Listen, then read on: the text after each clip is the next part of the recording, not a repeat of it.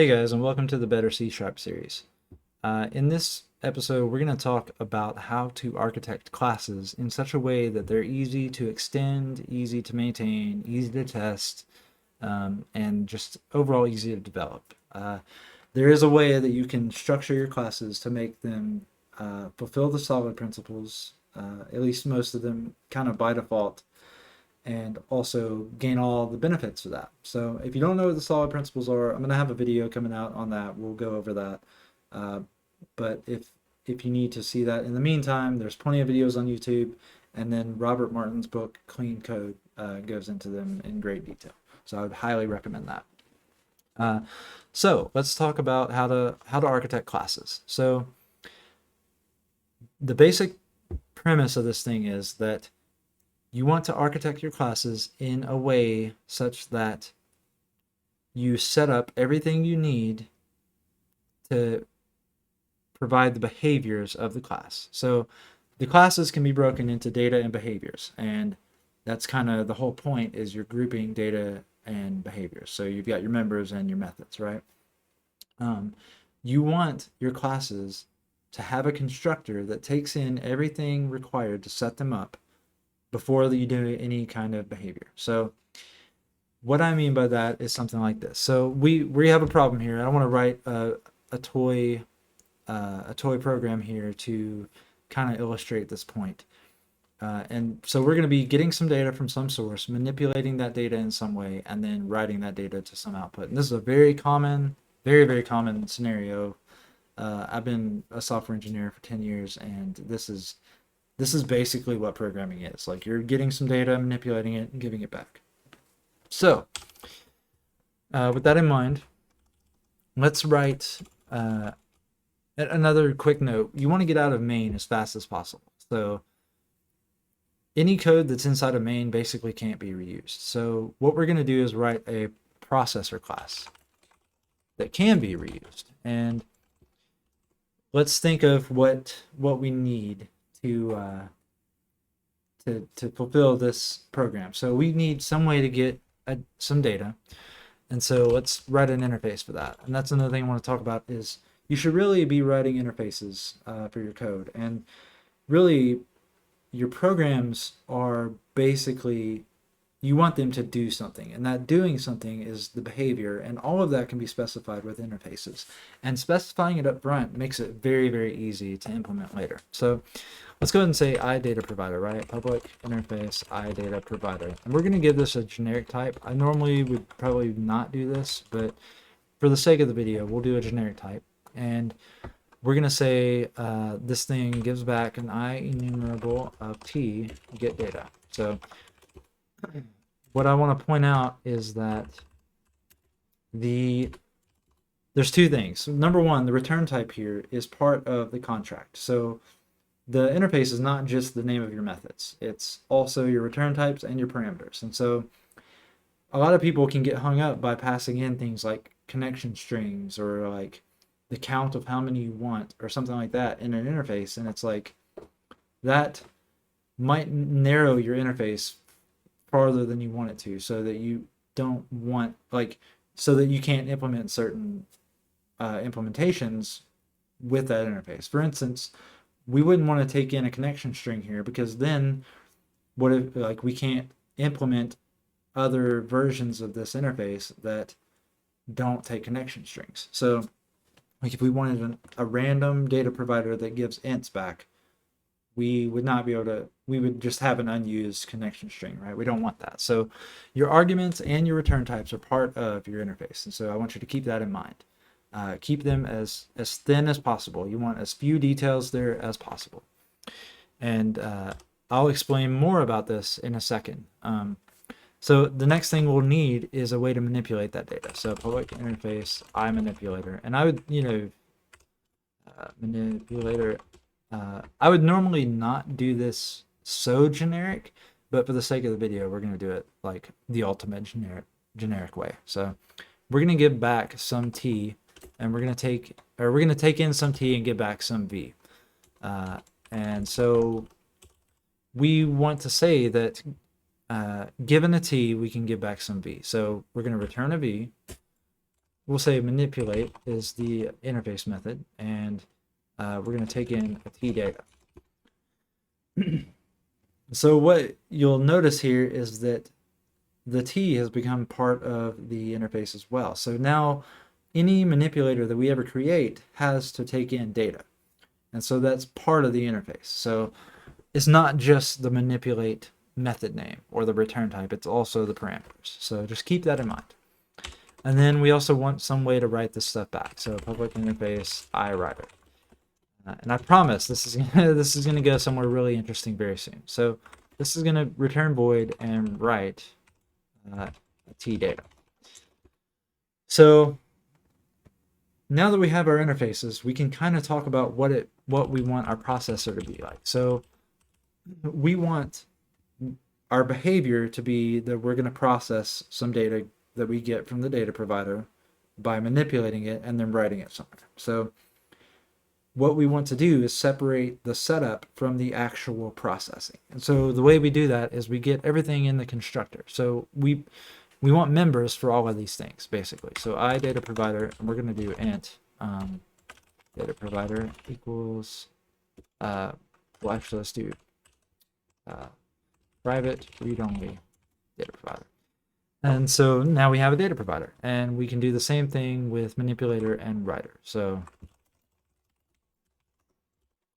take in an int and get back an int, and then we'll do the same thing for writer, and it'll write out ints. So now we know what we need to do our processing, and so now we can actually describe the processing itself. So process, we might want to do like for each int I in data provider.get data, and we want to result is manipulator.manipulate on that I, and then we want to write it out. So that might, this describes what we want to do, but we don't actually have any implementations anywhere besides processor, which is very bare. Like, this is the highest level of stuff. And so I want to talk about that for a second as well. What we're going to do next is we're going to get all of these guys in a constructor. And what that is going to allow us to do is down here.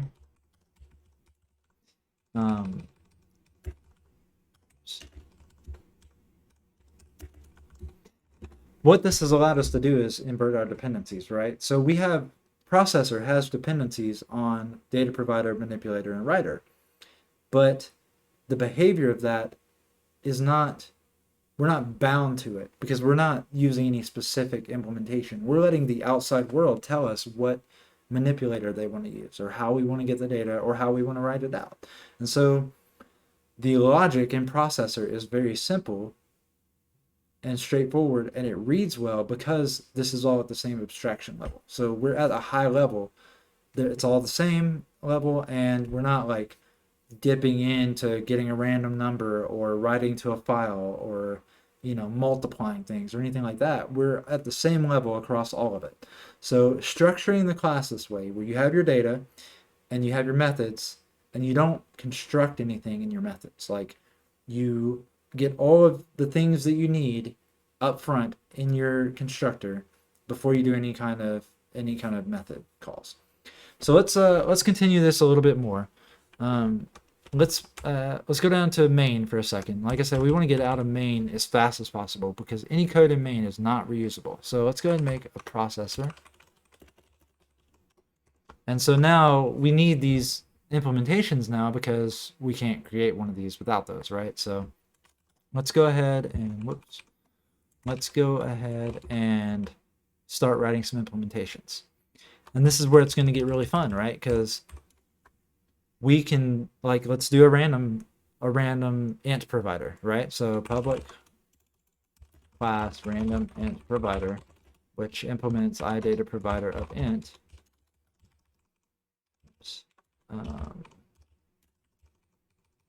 And we can implement this.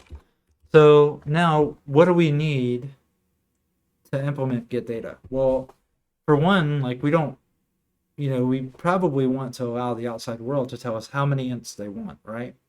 We probably want them to be able to tell us the maximum integer that they want. So those are things that we need to perform get data. So we have this interface that we want to provide, but we need some data to do that. And so let's set that up. Let's set that up right now. So a private read-only int max value, right?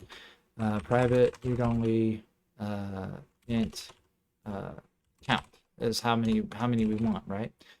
And so what you'll notice is that neither of those things are part of the iData provider interface. They're not up there in get data in the interface, right? Because not all implementations of this would need those. But this one does. So let's go ahead and set up our constructor. Okay, move this up. All right, so now we can actually use these. So we also need a random, right? So private read only random. We have to initialize that, and I think that is system. Yeah. All right, so we've got that. So now for int I equals 0 and while I is less than count, we're using that, right? That's part of the data that we need to fulfill this contract. And then, but we're not like saying that in the interface because not every implementation will need it. So now we can yield return random.next and the max value, right? So max value. So we've implemented this. So now we can come down here to here and say I provider int random int provider, and we want to say this has a max value of 5,000 maybe and a count of, let's say, 20 of them, right? So we can go ahead and give that in provider, but we're not quite done yet. We need two more things, right? So let's go back up to iManipulator, and let's say that we want to square this number, and that's our manipulation, right? So public class squarer, that's hard to say. iManipulator, we're going to take in an int and give back an int. Oops. And we can just implement this. Return data times data, right? So this particular implementation didn't need any outside information. It didn't need any data to provide to provide the functionality its interface wants. So we don't need a constructor. And then let's say that we wanted a different implementation, though. Let's say that we wanted to doubler, or let's say constant multiplier, right? A manipulator of int and int, and let's say for this one we want to multiply data times some constant value, right? Well, this particular implementation needs extra information, so we have to have that. So private read only int constant value, right? And we can constructor that up, and there we go. So now we have another implementation. It was that easy to implement it. We've extended our behavior now. If we wanted to pass in a constant multiplier, it would be that easy. And so let's do one more. Let's do a writer. And let's say that, let's say we want to write these to a log file. So every time we manipulate, we just want to write a line in a file, right? So public class log writer, iWriter, and it is an int.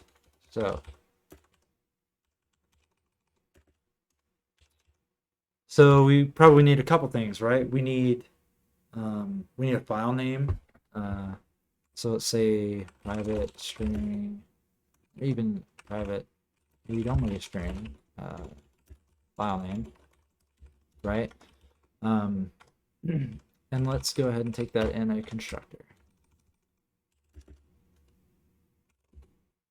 Okay, so we want to be able to write this, but So to do that, we probably want some kind of file stream and a stream writer. So we can go ahead and set those up in our constructor as well. So go ahead and do that. Stream, file stream.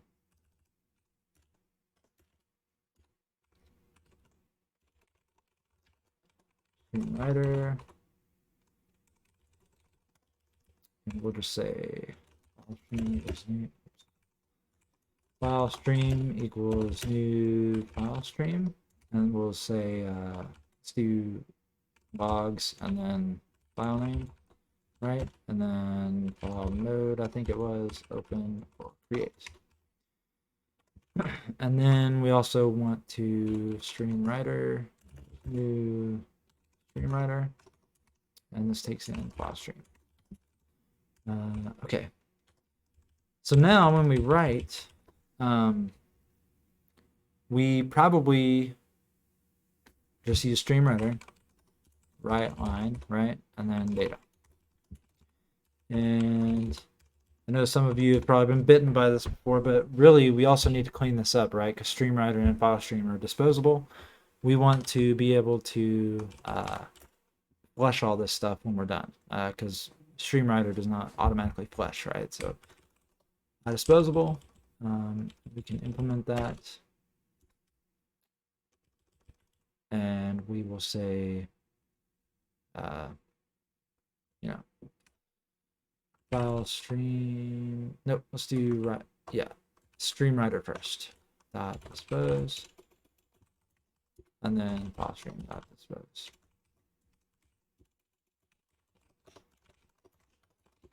Okay, so now we've fulfilled two interfaces. And let's just double. I'm sure it does, but file stream. Let's see, stream writer dot flush, just in case. So now we have a log writer, right? So we have some implementation of iWriter. So now we can come down here into the main, and we can make an iManipulator. And this is a square. And then we can do a iWriter of an int. New log writer, and we'll just say log.txt is the file name. So now we can put these in here, manipulator, and then writer. And we say processor.process. And this is not prepbook. So let's see if that builds.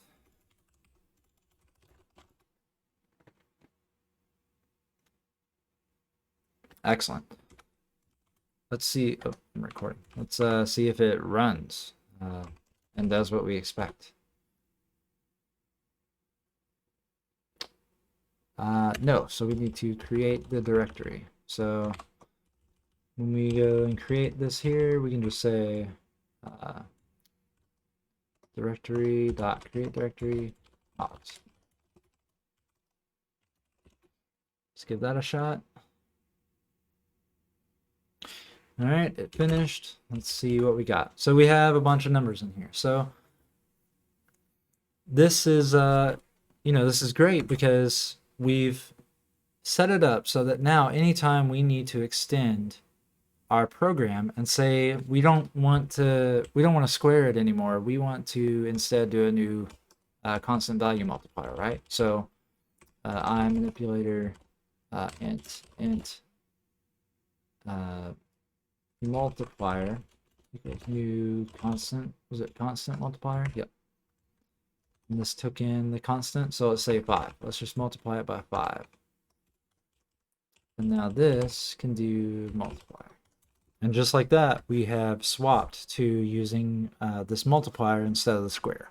So I hope this kind of shows you guys how easy it is to develop classes like this. All of the classes, if you have a whole code base where all of the classes look like this, where you have everything you need to fulfill all your methods in one spot and they're all, set up in the constructor, everything gets very easy to develop and very easy to extend. Because you guys saw how easy it was to make a new implementation of the manipulator. And we could go so much further, and we will in some other videos. This is going to lead into things like dependency injection and dependency inversion across library levels. We're going to talk more about that kind of stuff as well. So there's more architecture videos to come. So I hope this helps. I hope you guys can start structuring your classes kind of similar to this, just because it has so many free benefits just doing it this way. And this video makes these classes look simple, but most of what you do in programming can be simplified to this level. And when you feel like things are complex, it's probably because they're written complex. You can always simplify it. So I hope it's helped. Thank you for watching, and we'll be back next time, maybe with some dependency injection. Thanks.